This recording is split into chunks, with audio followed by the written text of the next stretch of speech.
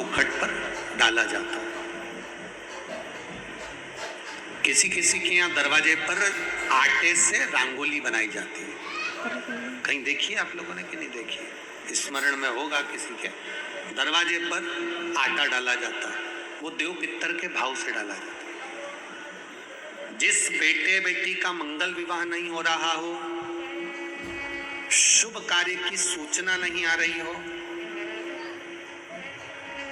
बहुत दिनों से एक फाइल कहीं लगी हुई है, अटकी हुई है, नहीं काम हो रहा, हम उनसे कहेंगे ये जो 16 दिन श्राद्ध के हैं, जितने दिन निकल गए, जितने दिन बचे हैं उन दिन में आपके दरवाजे के बाहर एक चुटकी घर से आटा लाकर चौखट के इस ओर चौखट के उस ओर दोनों जगह चुटकी भर आटे को डालना प्रारंभ करो।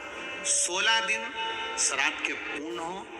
जब अमावस्या आए, किसी जलाशय, सरोवर, तालाब, बावड़ी, कुआं, उसके पास में घी का दिया लगाकर आना, बाबा से प्रार्थना कर आना।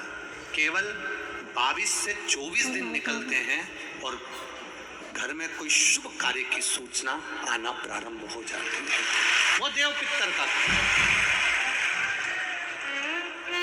वो कार्य देव पितर का। वो देव पितर किस तरह से करेगा? बेटे की शादी, बेटी की शादी, हम कहें किसी के 42 साल भी अगर उम्र हो गई है, 40 साल, 42 साल, 35 साल, 38 साल, शादी नहीं हो रही तो कर देखना, एक बार बाबा से प्रार्थना कर देखना। देव पितर का कार्य क्या है? घर में शुभ कार्य को करवाना, घर में अच्छी चीजें लाना, गर्भ में जो बच्चा है उस बच्चे को शरीर पूरा देना, ये देव पितर का कार्य है। पितृदेव और देव पितर में बहुत अंतर है, बहुत अंतर। एक चुटकी आटा,